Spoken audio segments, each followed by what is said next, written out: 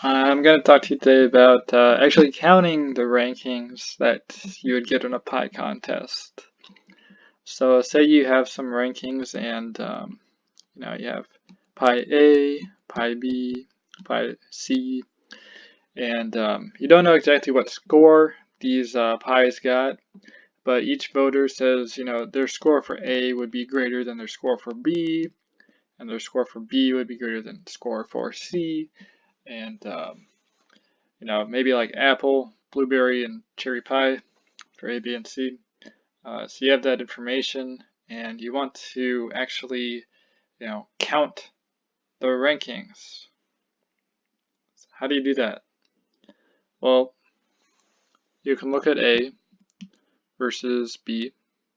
So say you had like 2 for A versus 1 for B.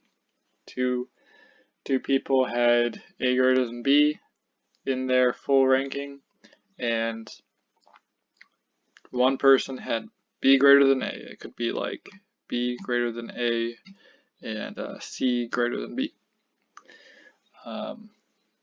You also have, so that's like A versus B. So I put A up here. Hopefully it'll make sense. So that's A versus B.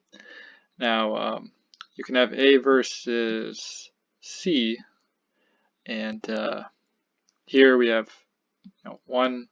Say there's 2 for ABC and then 1 for CBA. So we have 2 that have A greater than B and 1 B greater than A.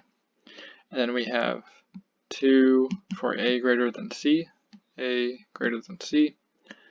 So C is down here, and 1 for C greater than A.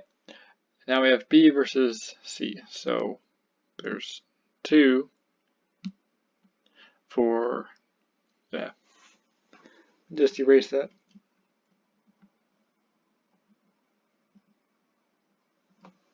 It's weird.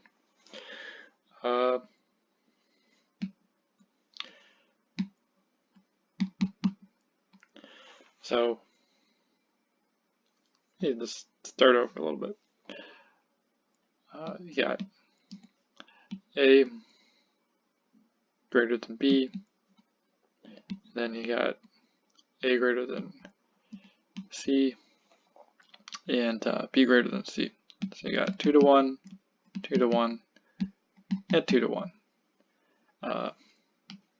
Up here you had 1 for the reverse order.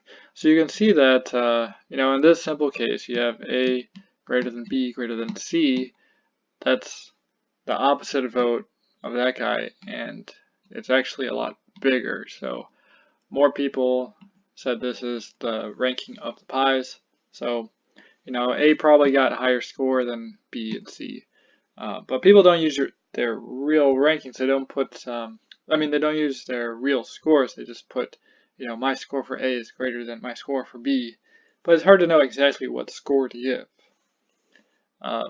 It's not that hard. I mean, you could say like, okay, 9 versus 1. If you really liked A and really didn't like B, then you could give 1 for C. So really it's just how much information do you want from the voters? Do you want the score? Do you want a ranking? I'm going to use ranking just because it's, I think, a little easier on the voter. Yeah, you could go either way. But say we're doing rankings. So in this case, it was really easy because obviously A is greater than B from this, and B is greater than C from that, and A is greater than C there. But you could have any number of things happen really. Like say you had a cycle, like say you had A over B 2 to 1. Then you had A over C 1 to 2, and B over C 2 to 1. So A over B and B over C, but C is over A. So this is like a really hard tie. You could have A, B, and C, and you could have 2 to 1, and say it's like 0 to 3. It's very strong, this one, and this one is just 2 to 1. So what that strength means is that this is one ranking you want to keep. So C greater than A, you have to keep that.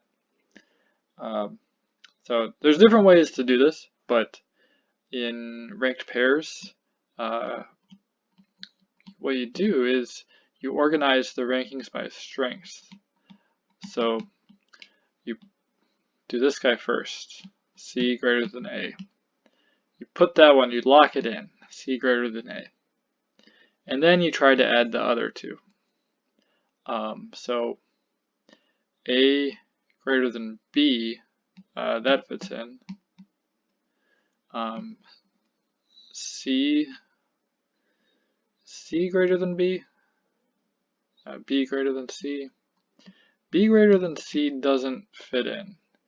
And I'm actually not sure. I mean, this is another example of a tie, really, because you could have B going at the bottom or B going at the top. Hopefully it won't ever get to this kind of tie, but it looks like B and C tied. So B and C tie.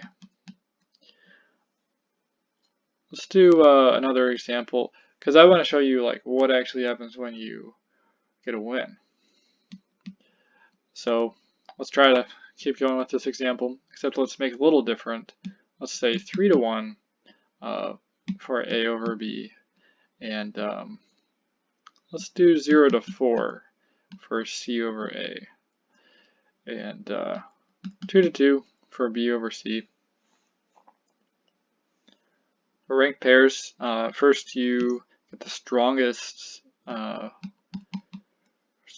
preference in there for C over A, and then you do the second strongest preference, lock that in, A over B, and then this is a tie actually between B and C. So this conflicts with the already set preference order, so you can't lock it in, and this is the final preference order. Ranked pairs gives you a full ordering. You can say C got first place, A got second, and B got third. So I just showed you how ranked pairs works. If you have too few ballots, you can get a tie. I had 3 ballots and I got a tie. 3 candidates, 3 ballots, that's not a very good pie contest, but I guess if you have like 4, then you don't have to tie. You can just, find out who the best pie is. In this case, it was C. So I guess my point is that ranked pairs is a pretty good system. It uses a lot of information from the candidates, and it uses it effectively. Most people said C was better than A. Actually, it was unanimous. Most people said A was greater than B, and that means that A comes in second and C comes in first. It's pretty clear. You don't have problems with the spoiler effect. You don't have problems with clones. You don't have strategies of people trying to act in dishonest ways in order to affect the election. You can get all that with, just saying, hey, pick your favorite pie. You got, 2 for A, 1 for B, 1 for C, and then, A wins, but, 2 out of 2, really.